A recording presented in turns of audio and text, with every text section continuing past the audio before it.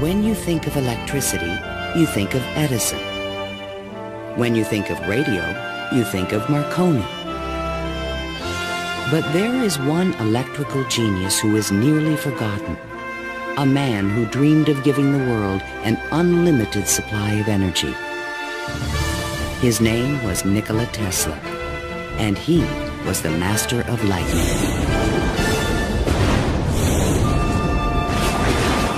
This program was made possible by contributions to your PBS station from viewers like you. Thank you.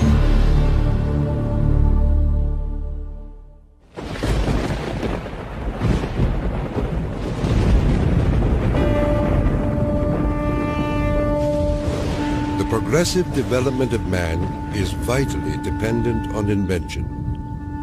Its ultimate purpose is the complete mastery of mind over the material world, the harnessing of the forces of nature to human needs. Nikola Tesla, 1919. This is the story of a modern Prometheus who changed the world with electricity. It was Nikola Tesla who captured the power of Niagara Falls with his alternating current system and made it possible to transmit electricity to all of America and the world. It was Tesla who patented the technology for wireless communications that is used in all radio and television broadcasting. His incredible legacy can be seen in everything from remote control to neon and fluorescent lighting, X-rays, guided missiles, and even the Strategic Defense Initiative. Yet somehow history has overlooked this remarkable man. Tesla was indeed a genius of the first magnitude. He was a technological visionary. He could envision great things and make them work. He was a foreigner, an immigrant who arrived in America with only his dreams. A proud and sometimes arrogant man, he worked and locked horns with some of the most powerful people of his day. Thomas Edison, who resented his ideas. Guglielmo Marconi, who capitalized on his inventions. George Westinghouse, who created the Westinghouse Electric Company with Tesla's patents. And the great financier, J. Pierpont Morgan, who supported and then abandoned him. At the height of his career, Tesla was one of the most famous men in the world. His inventions helped America grow into a powerful industrial nation.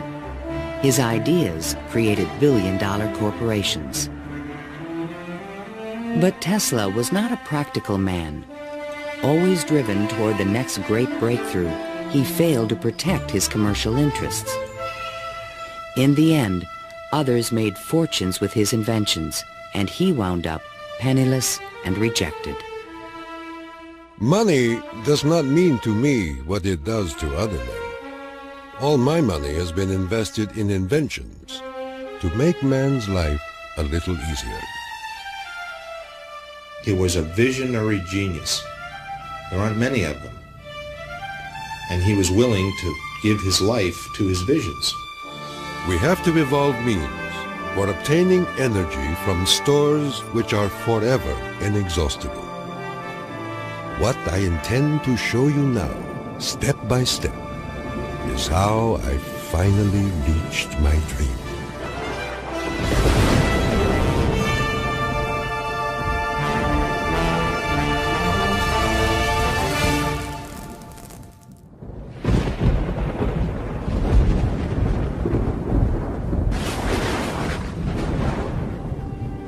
This is the house in which, by coincidence bizarre, I was born on the stroke of midnight between July 9 and 10, 1856. A fierce electrical storm raged that night. Nikola Tesla was born of Serbian parents on the eastern edge of the Austro-Hungarian Empire in what is today Croatia. His father, Milutin, was an Orthodox priest who expected his son to follow him in the clergy. There were only two choices for children in those days, one being to go in the army and the other being to become a priest. Tesla was not attracted by either of them, which was very distressing to his father. My father was a very erudite man.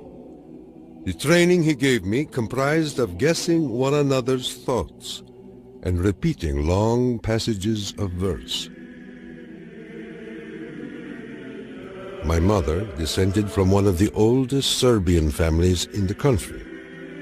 She invented and constructed all kinds of tools and devices and wove the finest designs from thread.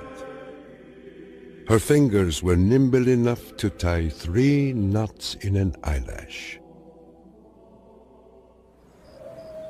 Early on, Tesla began to demonstrate an extraordinary imagination.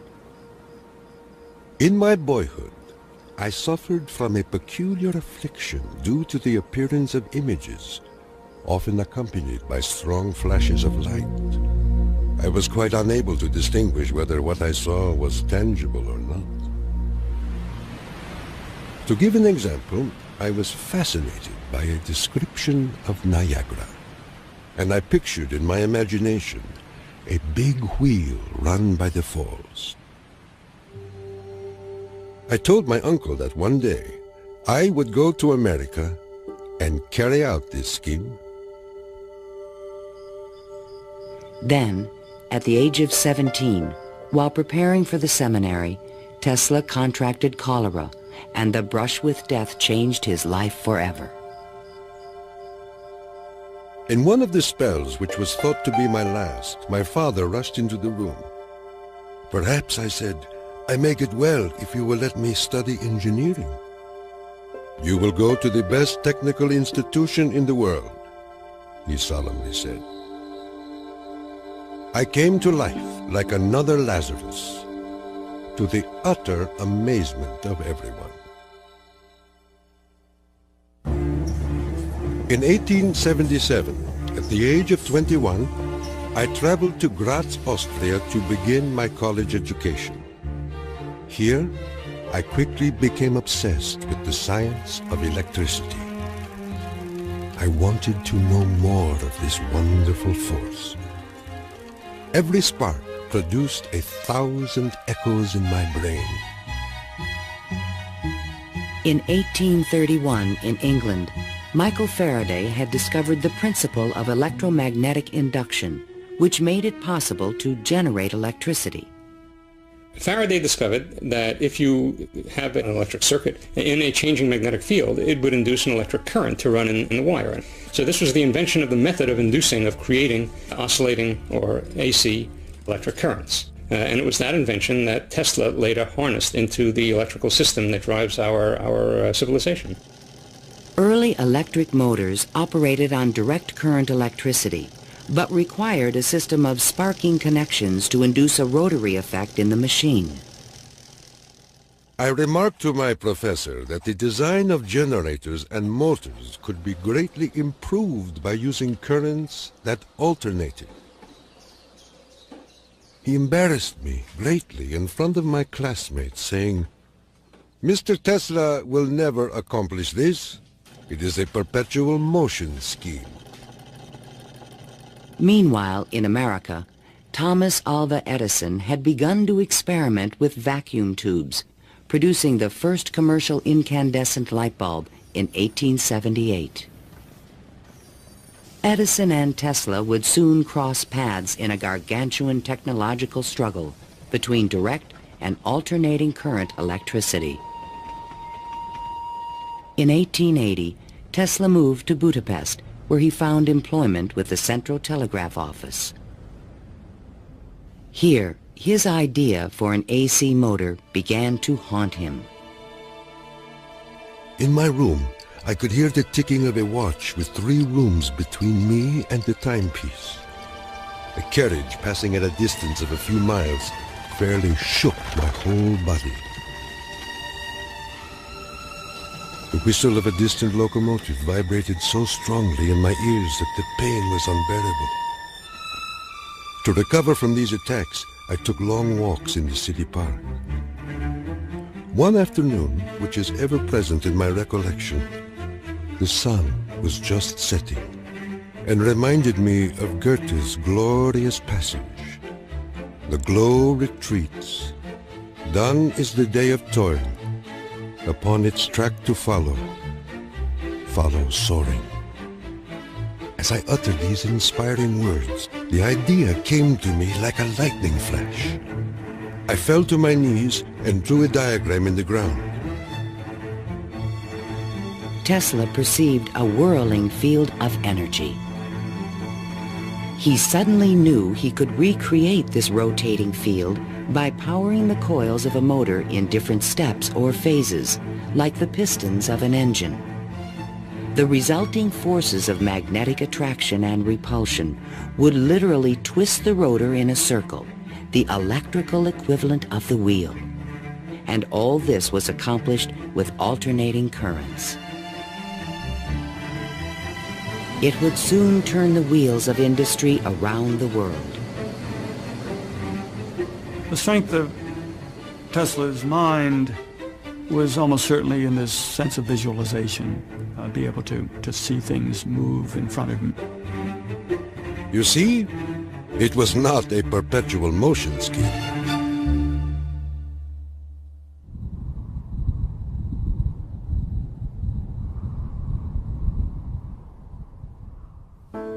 It had been the height of my ambition and my most ardent wish to see America and come in contact with the great Thomas Edison.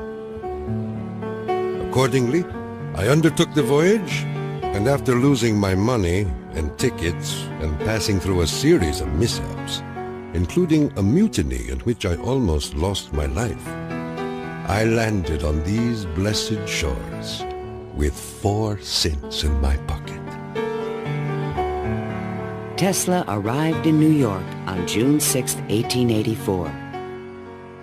A 28-year-old immigrant, he was filled with dreams of success in this strange new land. In his pocket, he carried a letter of recommendation from Charles Batchelor, one of Edison's associates in Europe. My dear Edison, I know 2 great men, and you are one of them. The other is this young man.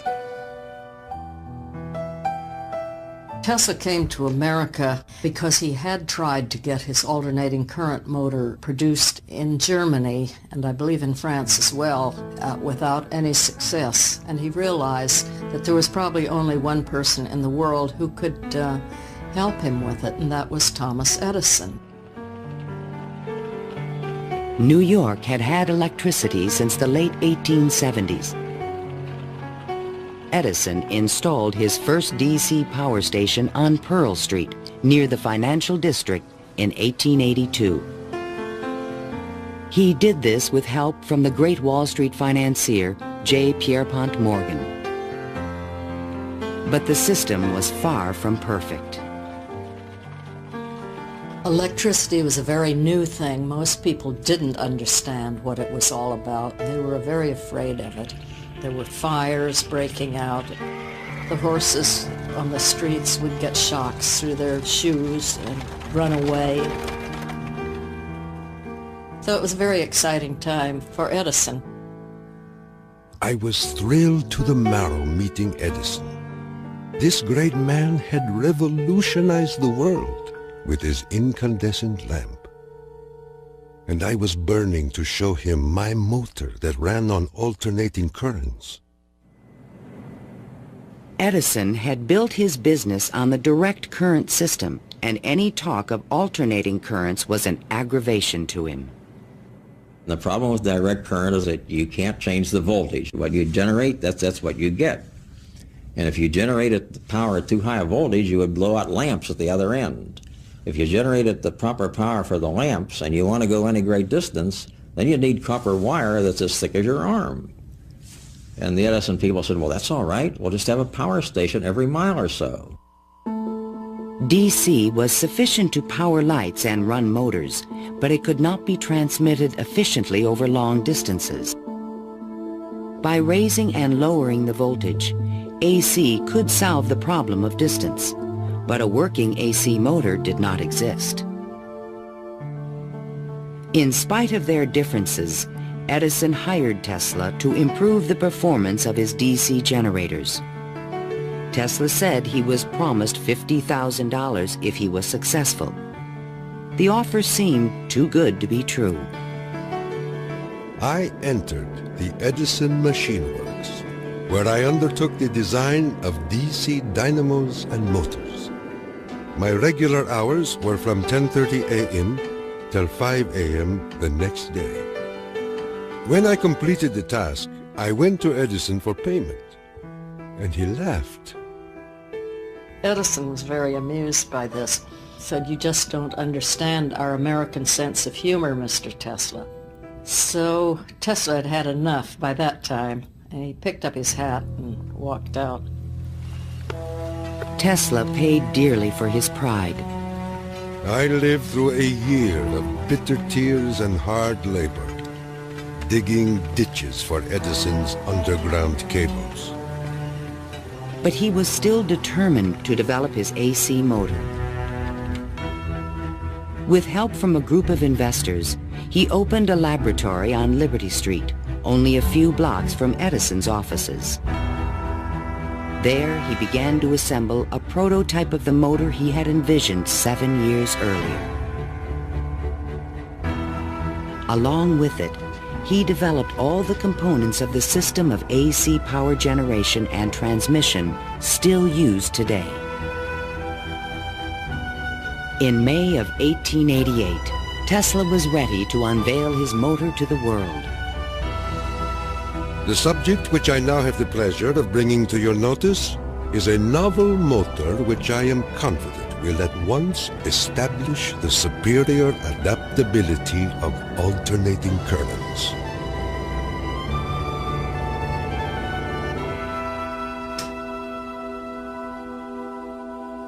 Over the next 5 years, 22 U.S. patents were awarded to Nikola Tesla for AC motors, generators, transformers, and transmission lines, the most valuable patents since the invention of the telephone. One of the few men who understood the great potential of Tesla's inventions was the Pittsburgh industrialist George Westinghouse. He visited Tesla's laboratory, and on the spot, he offered to purchase all the patents dealing with the alternating current system for $1 million. Westinghouse also proposed a royalty of $2.50 for each horsepower generated by a Tesla invention. The young Serb was on his way to fortune and fame, while other inventors looked on with fascination and with envy. In all my troubles, I did not neglect to become a real American citizen, making me a proud and happy man.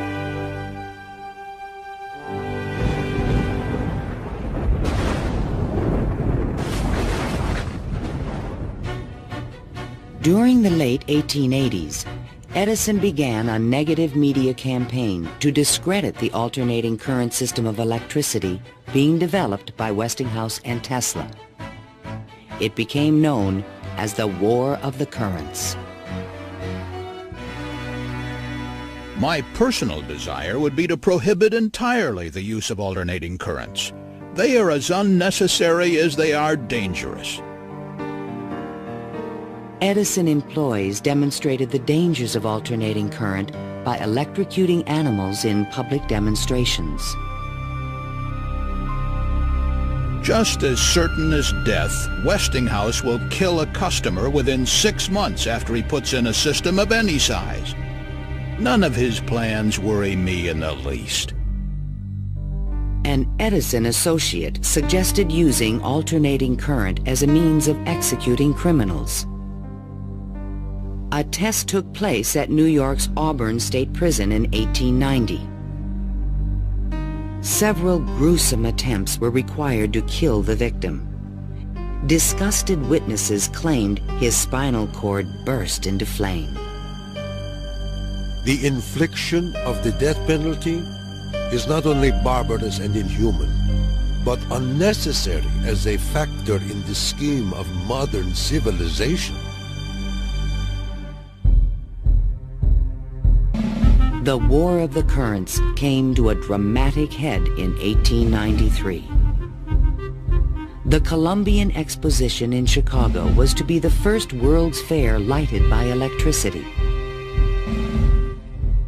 The Edison Company, the Thomson-Houston Company, they all got together and formed General Electric Company, 1892. And one of the first things they did, of course, was put in a bid for the job at the fair. Their bid was roughly $1 million. The Westinghouse bid was about $500,000, and naturally, Westinghouse got the job. In retaliation, GE refused to sell Westinghouse any of their Edison light bulbs. And they got some judge to say that Westinghouse couldn't use any one-piece lamps of any description at the fair. Westinghouse frantically devised a two-piece stopper lamp by fair time and saved the day. Now Tesla had a chance to make history in Chicago. His large AC generators would supply all of the fair's electricity and prove that his system would work on a large scale.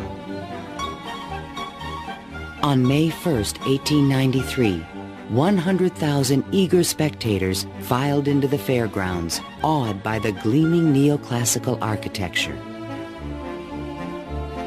Night fell. President Grover Cleveland pressed a button, and the fairgrounds exploded with brilliant tube lighting and multicolored searchlights. The most incredible display of lighting the world had ever seen.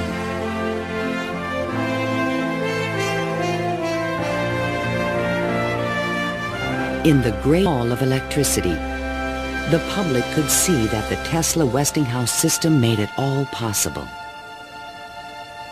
To overcome the impression that AC was dangerous, Tesla put on remarkable demonstrations. He created a device called the Egg of Columbus to show the rotating magnetic field created by his AC motor. In his room, he had cork-soled shoes on and a tuxedo and white tie and a top hat, and he would put his hand on a terminal which would flash electricity through his body, creating a great shower as his whole body was encompassed in flame, and people were quite impressed by this, to say the least. The Chicago Exposition left an indelible impression on the American imagination. This was the gleaming new city of the future, and it was powered by the inventions of Nikola Tesla.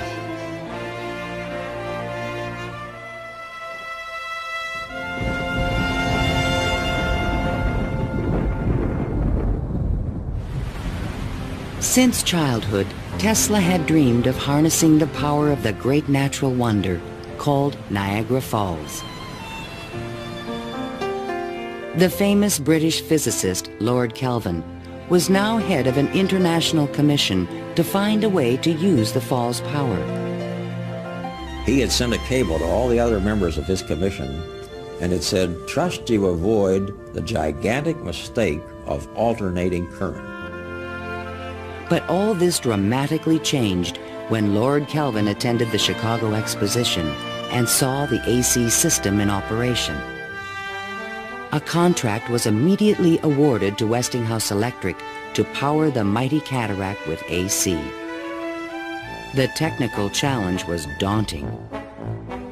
The Niagara plan called for 3 5,000 horsepower alternators, the largest generators ever made. Tesla and Westinghouse engineers had heated disagreements about the operating frequency. Even when the system was finally installed, Tesla was the only person who was certain it would operate. The technical details have been completely worked out. All that now remains is for the switch to be thrown. In 1896, The system went online, and the electrical age began.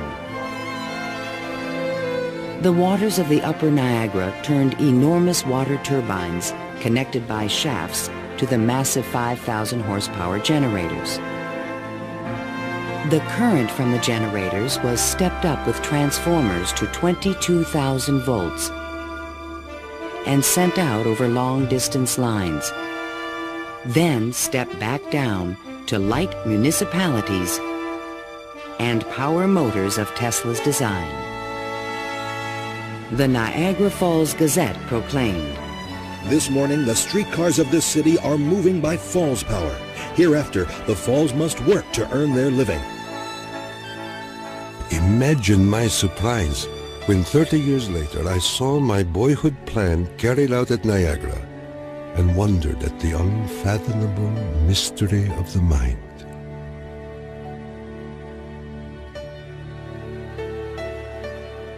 Within a few years, the number of generators at Niagara was increased to 10. By the turn of the century, the power lines stretched 360 miles to New York City. The War of the Currents was over, and Tesla was the winner. By the time Tesla effectively arrives on the scene with his motor, Edison is out of the business.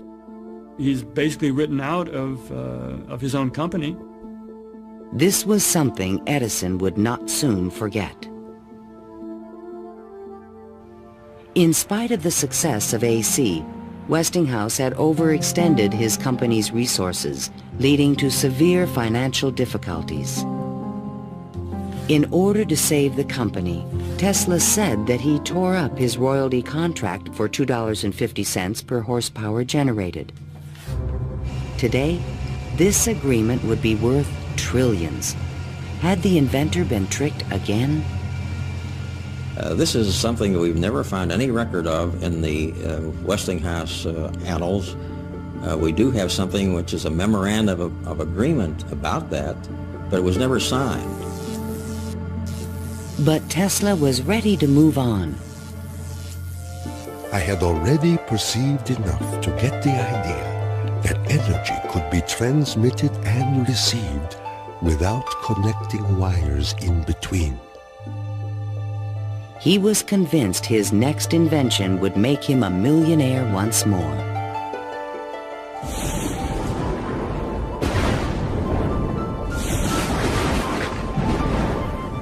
My services with Westinghouse being no longer essential, I resumed experimental work in a laboratory on Grand Street, where I began immediately the design of high-frequency machines. Following the success of Niagara, Tesla was at the height of social acclaim.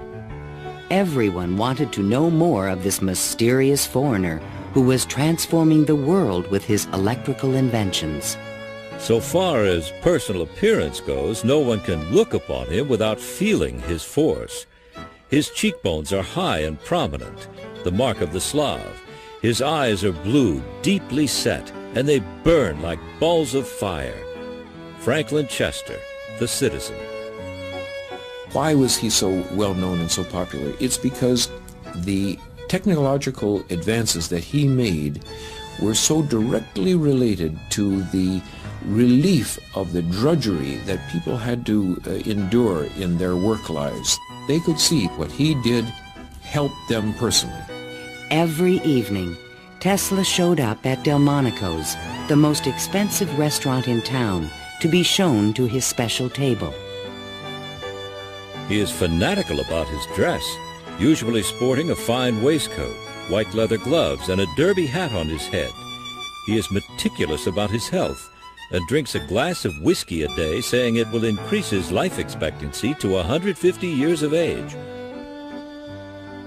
Tesla hobnobbed with the leading politicians, millionaires, and celebrities of the era. This was the best way for independent inventors to find support for their projects.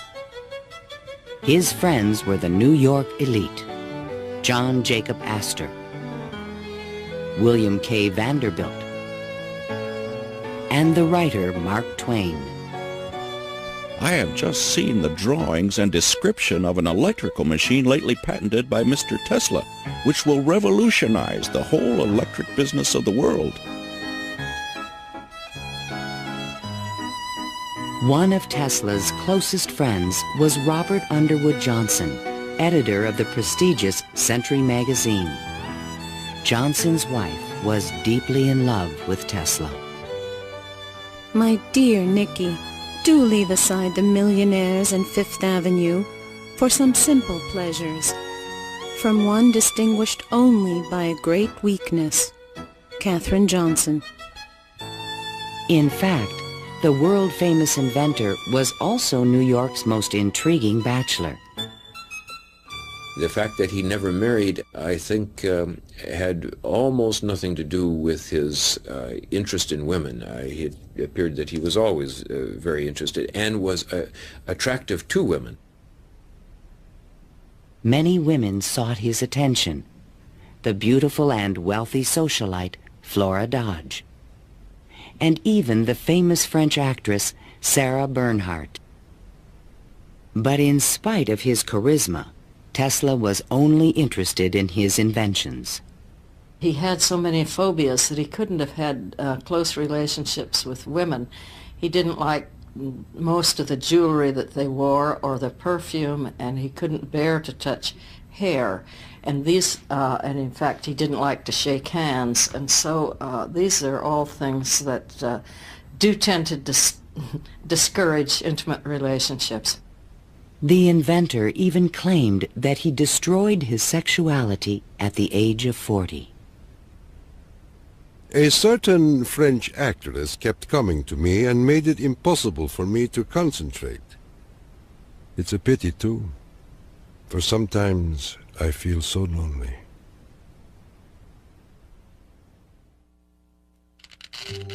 Throughout the 1890s, alongside his work on AC power technology, Tesla was also experimenting with high-frequency electricity. In 1873, James Clerk Maxwell in England had proven mathematically that light was electromagnetic radiation. Light was electricity, vibrating at an extremely high frequency. To explore this unknown world, Tesla invented a unique device, still known today as a Tesla coil. The Tesla coil is an instrument that can step up voltages to high voltages at high frequencies. That essentially transmits a radio signal. Tesla invited friends and potential investors to late-night demonstrations in his laboratory. In experiments, he would permit his guests to pass thousands of volts of electricity through their bodies to light a lamp or melt a wire in their hands. Mark Twain was always a willing subject. Thunder is good. Thunder is impressive. But it is lightning that does the work. Even today, it would be a little bit scary to go into Tesla's laboratory, and in those days when people didn't know anything about electricity, it must have been terrifying. With high frequencies, Tesla developed some of the first neon and fluorescent illumination. He also took the first X-ray photographs. But these discoveries quickly paled one day in 1890 when a vacuum tube illuminated in his hand without any wire connection. To me, it was the first evidence that I was transmitting energy through the air. This was the beginning of Tesla's lifelong obsession, the wireless transmission of energy.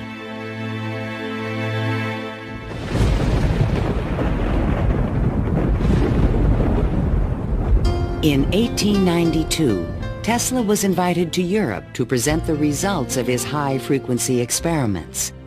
In London and Paris, he amazed scientists and engineers with lighting and electrical effects that looked more like magic than science. He also announced a remarkable new possibility. I would say a few words on a thought which fills my mind and concerns the welfare of all. I mean the transmission of intelligence and even power without the use of wires. I am becoming more convinced daily of the practicality of this scheme. The race for radio was about to begin. In 1888, the German physicist Heinrich Hertz had demonstrated that currents of high frequency emit electromagnetic waves, or radio waves, into space. But creating a practical means of wireless communication would require a quantum leap in imagination. Hertz created the first radio transmitter and the first receiver. He had showed that you could create an electrical signal in one place and detect it in another place with nothing in between.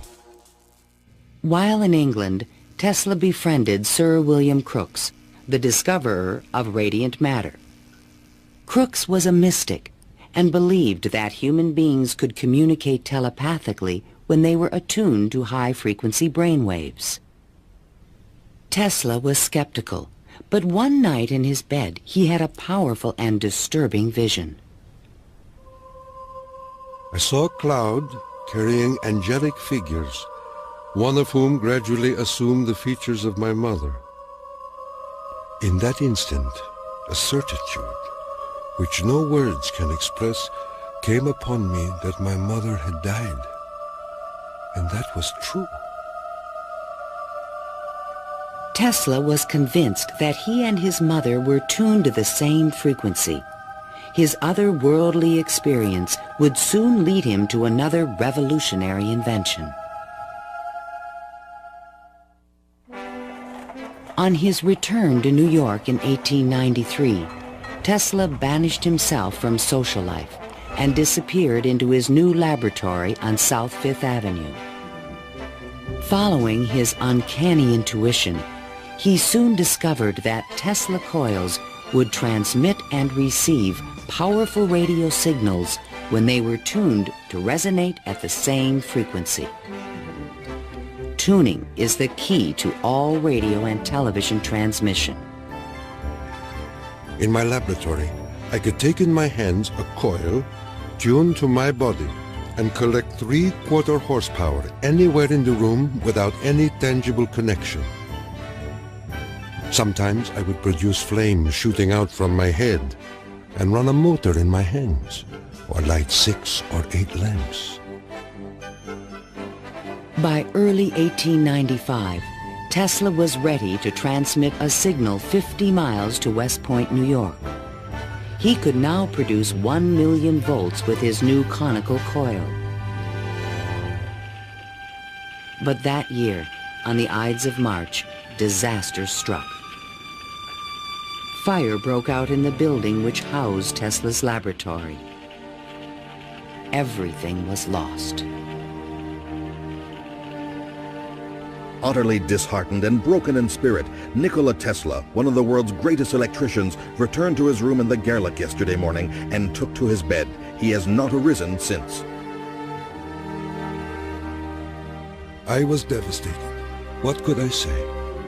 The work of a lifetime lost in a fire that lasted only an hour or so. The timing could not have been worse. In England, a young Italian experimenter named Guglielmo Marconi had been hard at work and created a device for wireless telegraphy. Concerned that Marconi would exploit his ideas, Tesla opened a new laboratory and rushed to complete his own system for wireless communication.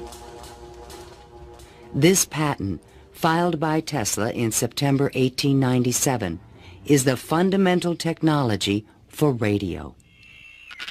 But it would be 50 years before Tesla got credit for his invention. Various people in various different countries had the idea of exploiting this as a means of communication.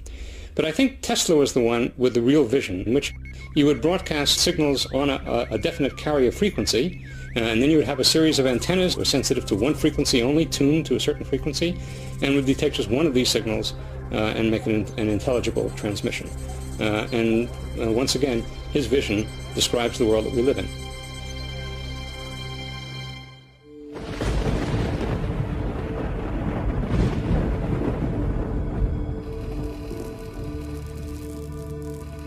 I was so blue and discouraged in those days that I do not believe I could have borne up but for the regular treatments of electricity which I applied to myself. It puts into a tired body what it needs most, life force. Following the destruction of his laboratory, Tesla developed a deeper interest in Eastern thought and spiritualism. Mr. Tesla was charmed to hear about the Vedantic prana and Akash and the Kalpis, which he claims are the only theories modern science can entertain. Inspired by the Hindu teacher Swami Vivekananda, Tesla began to look at the universe as a symphony of vibrations and waves. We are whirling through endless space with an inconceivable speed. Everything is spinning. Everywhere there is energy. There must be some way of availing ourselves of this energy more completely. In 1898, an unusual experiment took place in Tesla's laboratory. He attached a small mechanical oscillator to an iron pillar. Precisely timed pulses from the device made the entire building tremble. Windows started crashing around the area, and he, being at the epicenter, didn't notice anything happening until some police came bursting into his laboratory. It was just at the moment where he'd picked up a sledgehammer and broken the oscillator. He just said to the policemen that how too bad that they had just missed an interesting experiment. Tesla was, I would say, obsessed with frequency, the notion of resonance.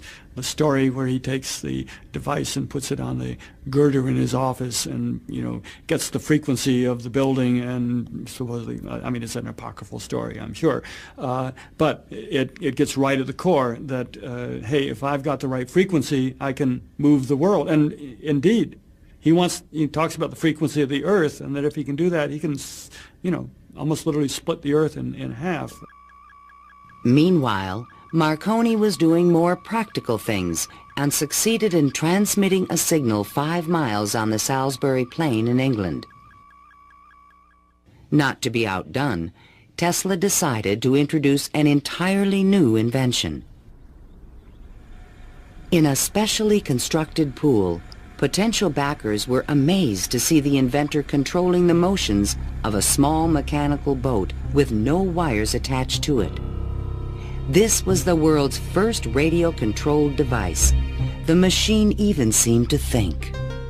Someone threw out the question, what is the cube root of 64? And 4 flashes came back. The audience was so surprised, Tesla had to remove the lid to prove no one was inside.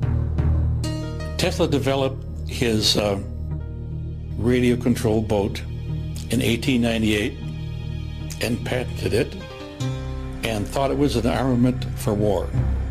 He rationalized this as a means of ending war. The military who looked at it thought it was too complicated and vulnerable. Soon after the demonstration, Mark Twain wrote from Austria. Dear Mr. Tesla, have you the Austrian and English patents on that destructive terror which you have been inventing, and thus make war henceforth impossible? If so, won't you set a price on them and commission me to sell them? Sincerely yours, Mark Twain. But I have no desire to be remembered as the inventor of a purely destructive device. I prefer to be remembered as the inventor who abolished war. That will be my highest pride.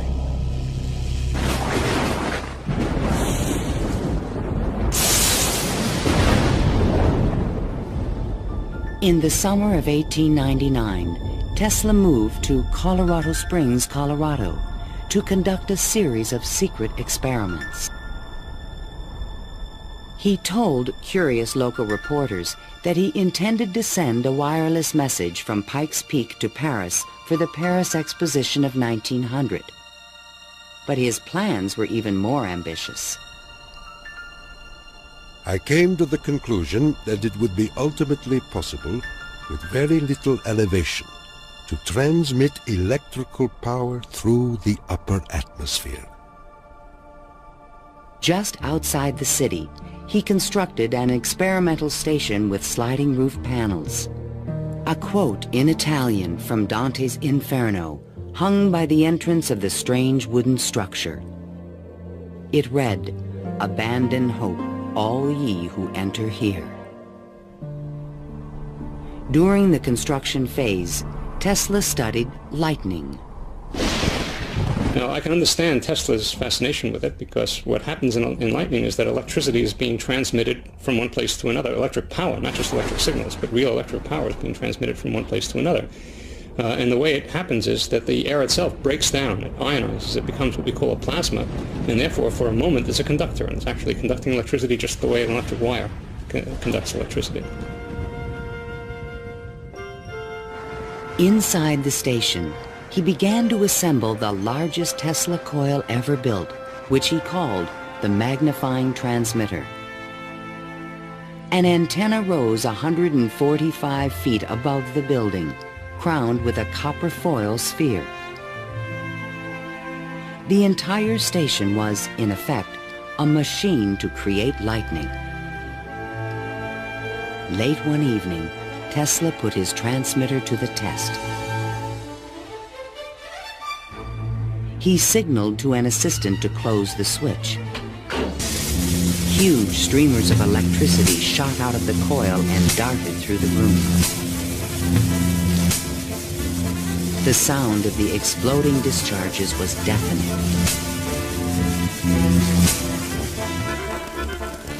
Outside, above the building, bursts of artificial lightning, more than 100 feet long, began to shoot out of the ball atop the antenna.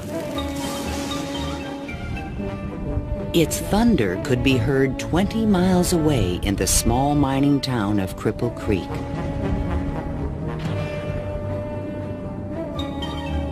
Suddenly, the lightning stopped, and the entire city of Colorado Springs was plunged into darkness.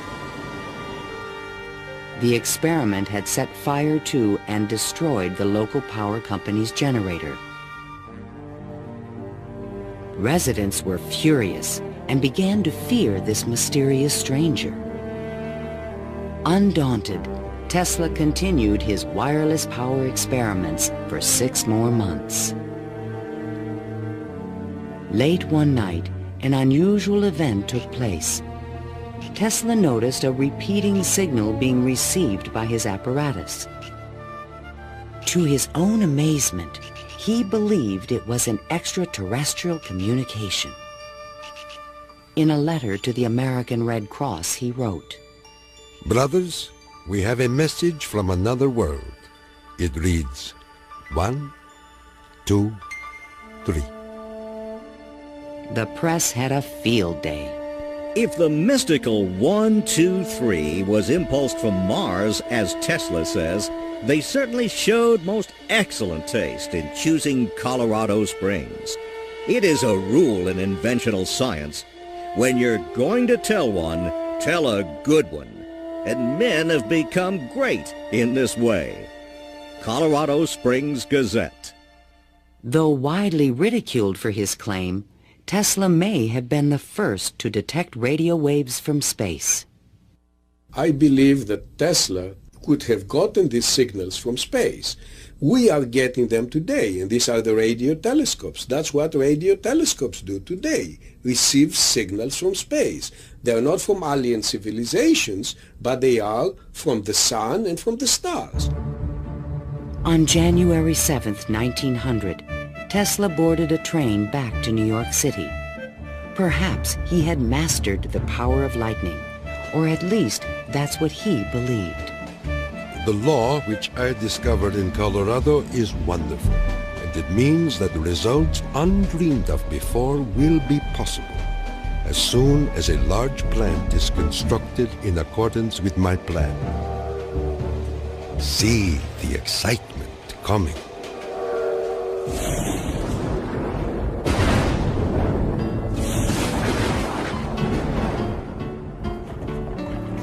When Tesla arrived home, it was a brand new century. Electricity was fueling the tremendous growth of the city. And now, there was talk in the air about the new art of wireless communication. Marconi arrived in New York in 1900 to attract investors for his new company, Marconi America. He filed a U.S. patent for a system of wireless telegraphy, but it was rejected because it was similar to Tesla's invention. It became obvious, I think, to Marconi as well as to other experimenters of the time that the Tesla system was an efficient, powerful resonator that would produce electromagnetic waves that you could work with.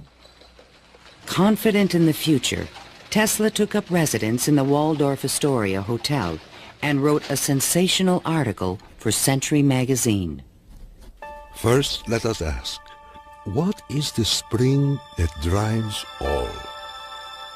All this energy emanates from one single center, one single source, the sun. In this detailed futuristic vision, he described a means of tapping the sun's energy with an antenna. He suggested that it would be possible to control the weather with electrical energy. He predicted that wars would soon be eliminated by machines. And to unite all nations, he proposed a global system of wireless communications. When wireless is fully applied, the Earth will be converted into a huge brain, capable of response in every one of its parts.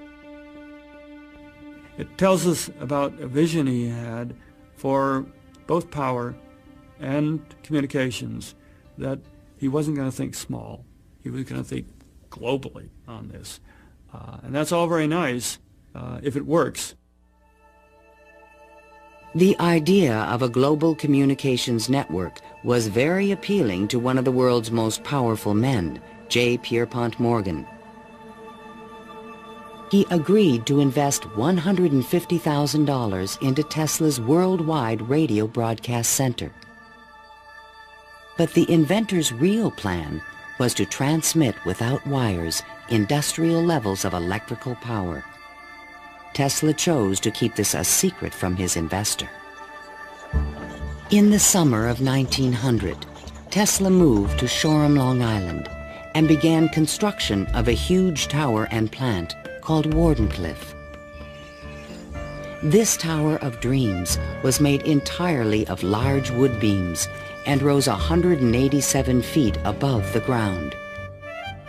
The plant next to the tower was designed by the architect Stanford White and was constructed under strict secrecy.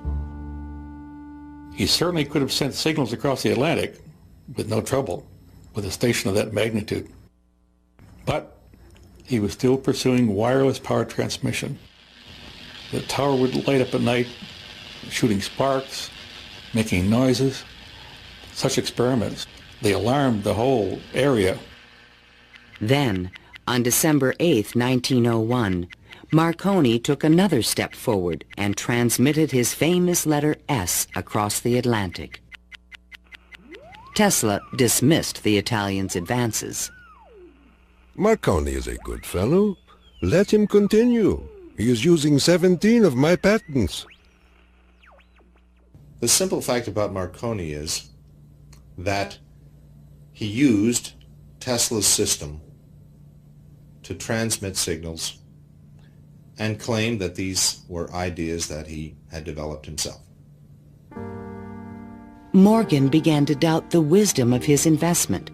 Marconi's system not only worked, it was also inexpensive. And technical problems were beginning to catch up with Tesla. He went back to Morgan again, asked for more money. Morgan says, Where's the radio transmissions across the Atlantic? How's that coming along? Well, it wasn't coming along. Tesla was forced to tell Morgan his real plan. What I contemplate and what I can certainly accomplish, Mr. Morgan, is not a simple transmission of messages, but rather the worldwide transmission of electrical power. A single plant of but 100 horsepower can operate hundreds of millions of instruments. But Morgan was a practical businessman and had already decided to back Marconi.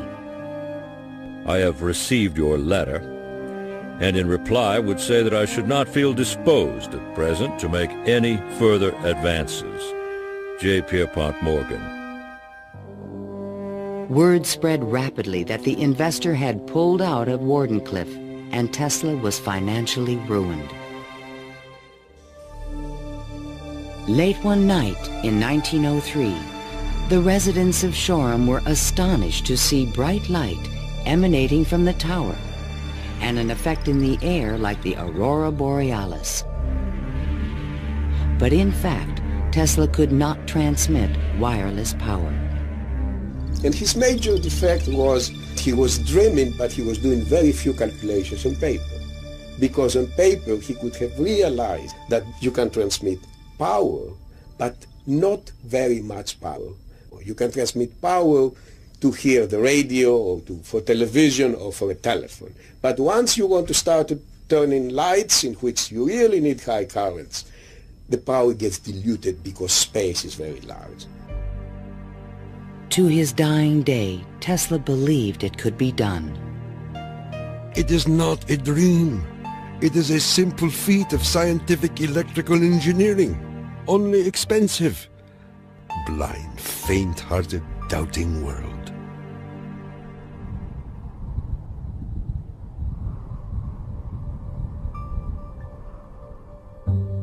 Wardenclyffe marked a turning point in Tesla's career. Like a modern Prometheus, he had reached too high and failed.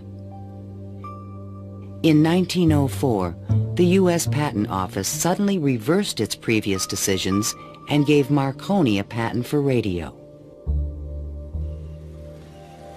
1 year later, Tesla's fundamental AC patents expired. Now the inventions that powered the world could be used by anyone free of charge. The public didn't realize that he had made this invention that had made billionaires out of corporations, and that he himself was broke. With no money to carry on his work, Tesla began to sink into an isolated world. He was totally disinterested in business. I think it not necessarily bored him, but he didn't make the relationship between the importance of business and the importance of his invention and discovery. Occasionally, he was seen in public parks feeding the pigeons. These are my sincere friends. Tesla's melancholy turned to anger in 1909 when Marconi was awarded a Nobel Prize. Mr. Marconi is a donkey. The question of Tesla and radio is certainly a very interesting one.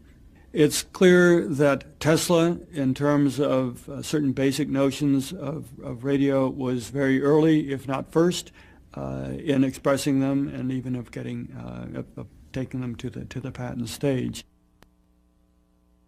In desperate need of money, Tesla brought suit against the Marconi company, claiming that his patent rights had been infringed. But he lacked the resources to wage a legal battle with a large corporation, and ultimately gave up. Marconi had received the Nobel Prize for work that Tesla correctly believed to be his own. I suppose everything is fair in wireless as in warfare. In 1915, the Nobel Prize entered Tesla's life once again. The Swedish government has decided to distribute the Nobel Prizes next week as follows. Physics, Thomas A. Edison and Nikola Tesla. Even Tesla was surprised by the front-page announcement in the New York Times. I have concluded the honor conferred upon me concerns the transmission of electrical energy without wires. But 1 week later, the award was given to William H. Bragg of Oxford, England, for his work with X-rays and crystal structure. The embarrassing situation was never really explained. A rumor spread that Tesla had refused to share the prize with Edison. The difference that the Nobel Prize could have made in Tesla's life soon became evident. Testimony given by Nikola Tesla, the electrical inventor, in a judgment for $935 back taxes was filed yesterday. Mr. Tesla said under oath that he was penniless and had been living on credit. In an attempt to give him long overdue recognition, the American Institute of Electrical Engineers decided to award Tesla their prestigious Edison Medal. But on the night of the presentation, the guest of honor was missing. And Edison was conveniently away on business. They found Tesla across the street by the New York Public Library, feeding the pigeons. Later that night, he was persuaded to accept his medal and announced that he had finally completed his invention to transmit wireless power. The energy goes to a distant place, and you will see something like the aurora borealis. To conclude, we are coming to great results. The audience thought Tesla was losing touch with reality.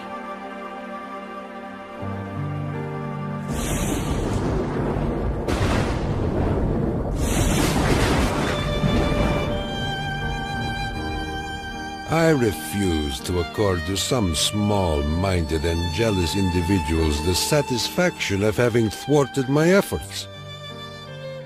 These men are nothing more to me than microbes of a nasty disease. Well, by that time, you know, Tesla had ceased to have any financial means.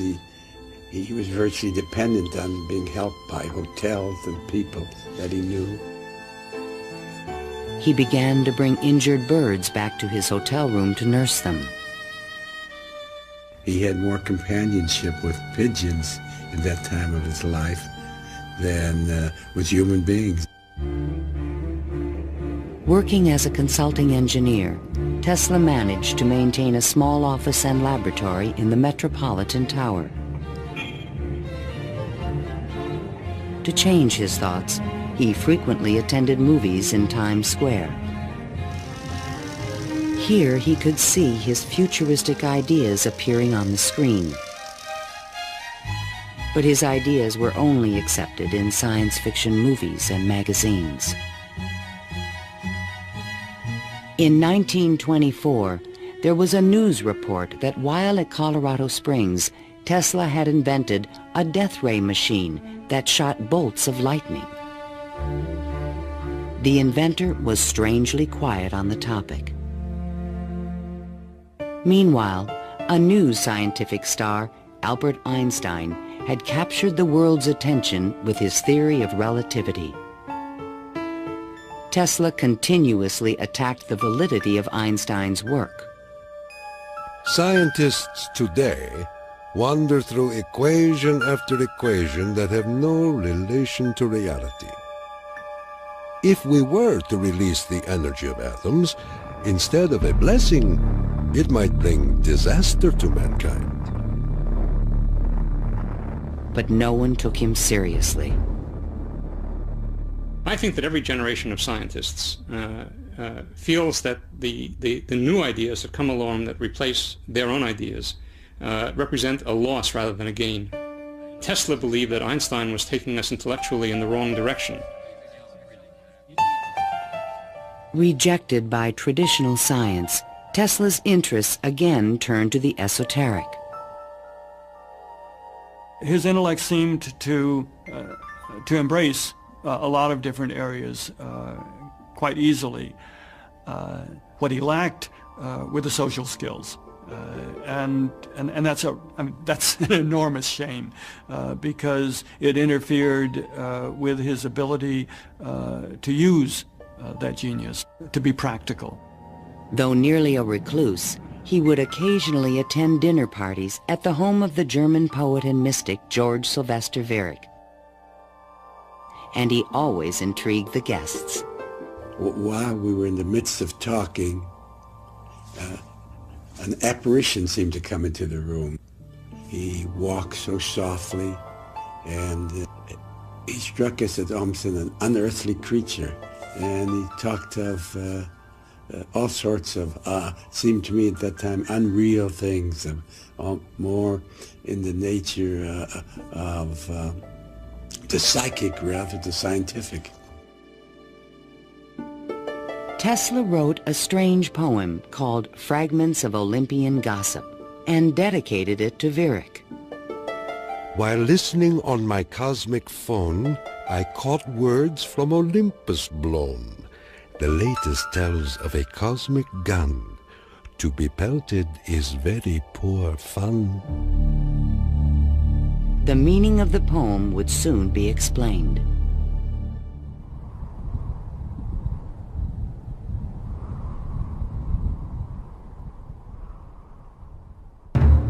I inherited from my father an ineradicable hatred of war.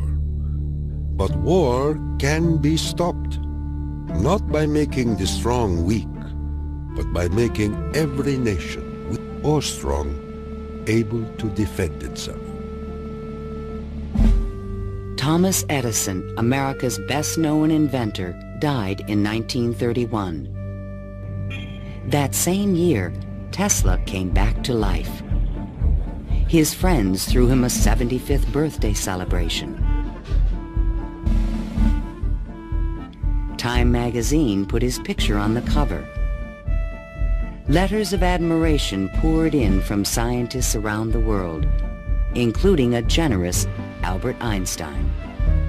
I congratulate you for your great success on your lifetime task. Basking in the attention, Tesla announced at a press conference that he had discovered a completely new source of power. The idea, when it first burst upon me, was a tremendous shock. And let me say that it has nothing to do with releasing so-called atomic energy. I think that a lot of the proposals that he made in his later life were so esoteric as to be impractical in that time and even in the current time. When the Nazis rose to power in Germany, Tesla decided that the time was right to reveal his new source of power, a man-made form of lightning called teleforce that could shoot an airplane from the sky.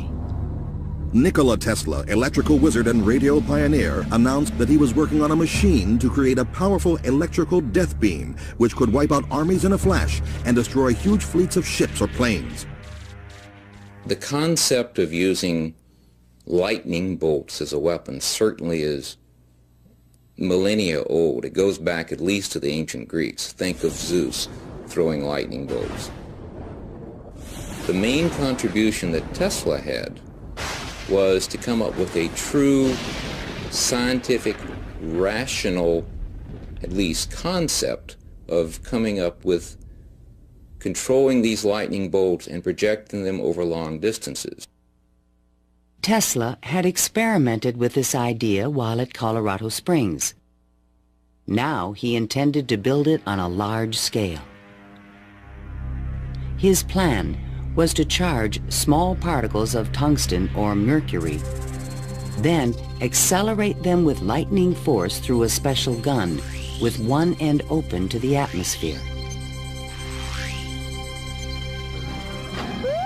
Tesla's death beam stirred the public's imagination when it was featured in a Superman cartoon, the Electro-Euthanasia Ray.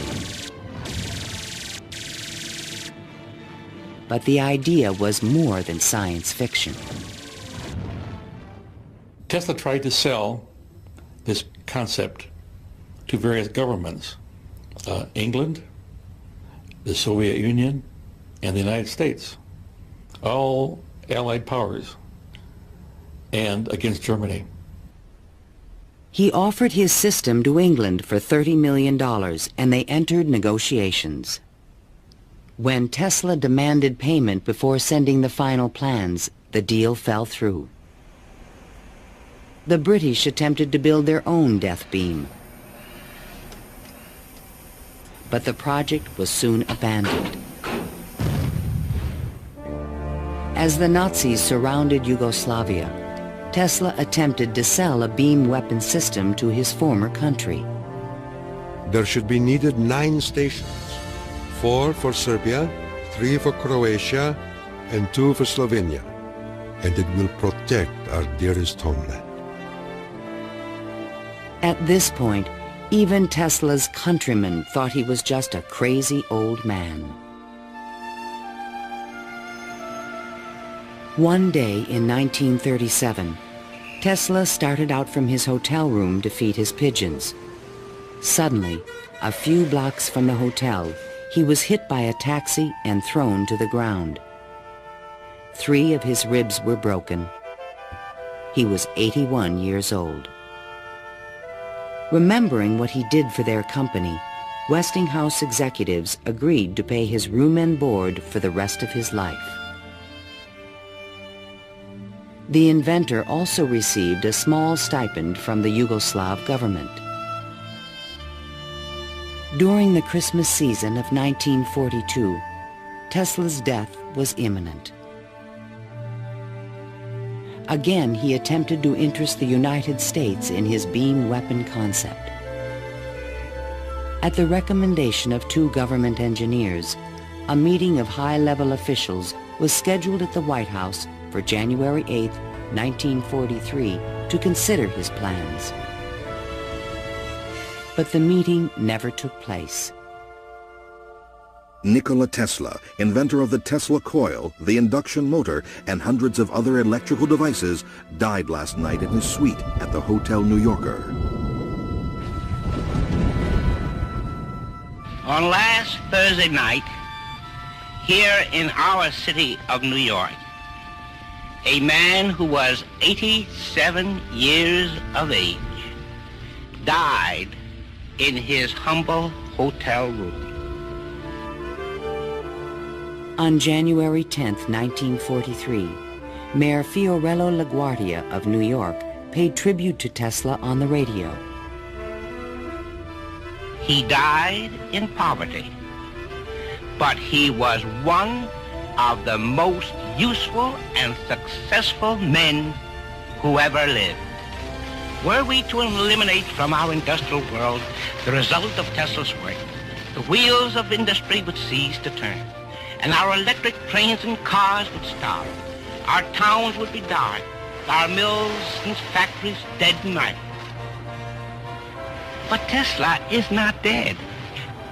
The important part of Tesla lives in his achievement, which is great and integral part of our civilization, of our daily lives, of our current war effort. Ironically, only 5 months after Tesla's death, the United States Supreme Court declared elements of the Marconi patent invalid. The decision confirmed Nikola Tesla's patent priority for the fundamental technology of radio.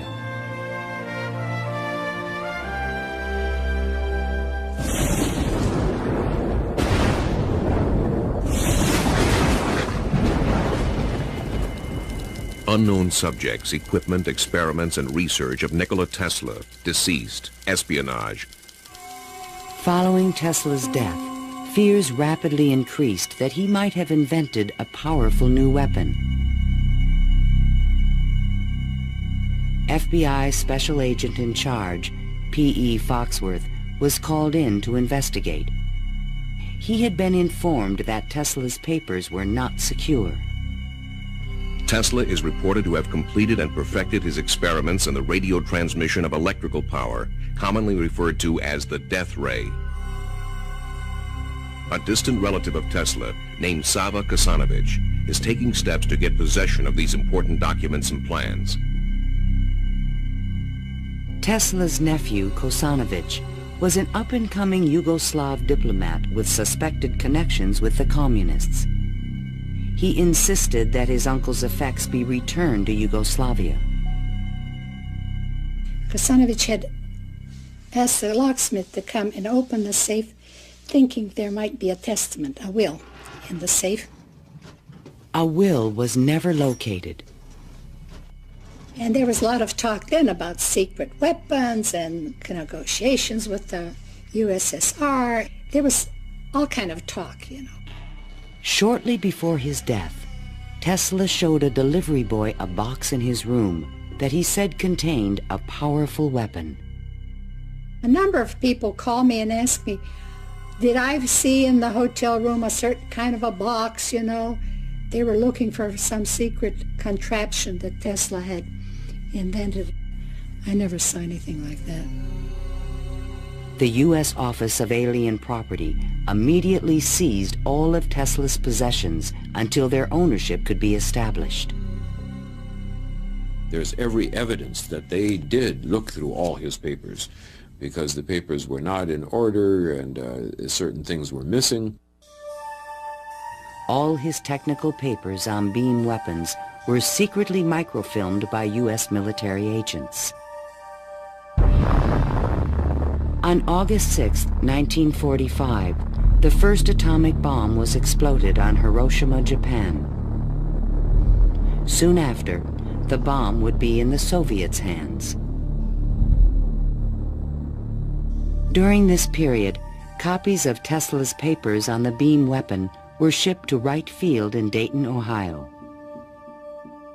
There, a top-secret research program began called Project Nick to find a defense against nuclear missile attack. Copies of some of his papers were sent to Wright-Patterson in 1945. Not to my facility, not even the predecessor of my facility, but to another part of the base for analysis. And then they vanished. Nobody seems to know what happened to them. In 1952, Sava Kasanovich obtained permission from U.S. authorities to return Tesla's estate, still stored in New York, to the inventor's homeland. I personally believe that the U.S. government may have overlooked some things of value in the Tesla papers before they were released to the Yugoslav government. A Tesla museum was opened in Belgrade by Yugoslavia's president, Marshal Tito. But during the Cold War, the museum was off limits to Western scientists and scholars. Then, in 1960, Soviet Premier Khrushchev announced that the USSR had developed a powerful new weapon. There was concern in the U.S.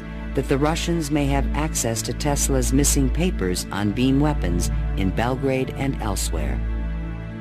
It's possible that these papers on the particle beam weapon were obtained by the Soviet Union, but it wasn't the only copy. In other words, I think that the United States has always had Tesla's papers on particle beam weaponry. An American beam weapon program began at Lawrence Livermore Laboratories, but engineers could not produce an effective directed energy weapon. I've always been a sort of a fan of Nikola Tesla, an admirer, and definitely he had the concept of a charged particle beam weapon back in the 1930s. I haven't a clue, to be quite honest, how he meant to actually do it. In 1978, evidence suggested that the Soviets were attempting to build a huge beam weapon near Semipalatinsk in the Ukraine. Soon after, President Ronald Reagan announced the Strategic Defense Initiative in March 1983. I call upon the scientific community in our country, those who gave us nuclear weapons, to turn their great talents now to the cause of mankind and world peace, to give us the means of rendering these nuclear weapons impotent and obsolete. Tesla's concept for a beam weapon defense shield was finally taken seriously by the United States to combat the destructive threat of atomic weapons. In spite of circumstantial evidence, there is no direct proof that Tesla's ideas or plans were used in the Strategic Defense Initiative. And even today, after decades of investment and research, scientists still disagree on whether beam weapons are realistic. Basically, let me just make a short statement. That's all I'm really at liberty to say, is that a considerable amount of effort has taken place in the United States and in a number of other countries trying to get these things up to a real weaponizable status. Let me stop at that point. No U.S. government archive has any record of Tesla's technical papers, which were copied immediately after his death. And what has become of Tesla's great dream to transmit electrical power without wires? This is the Navy and Air Force High Frequency Active Auroral Research Program, or HAARP, in Gakona, Alaska. The large antenna array is designed to beam high-energy microwaves into the ionosphere. Tesla was his genius because way before anybody knew or even understood the physics of the Earth and what we call today the ionosphere, which is a layer of ionized particles about 80 kilometers above the Earth, he conceived it and he tried to use it to produce a variety of new concepts. The HAARP project evolved from a patent filed in 1987 in which Tesla's work is referenced. It proposed using the ionosphere like an enormous electrical circuit to transmit power around the planet.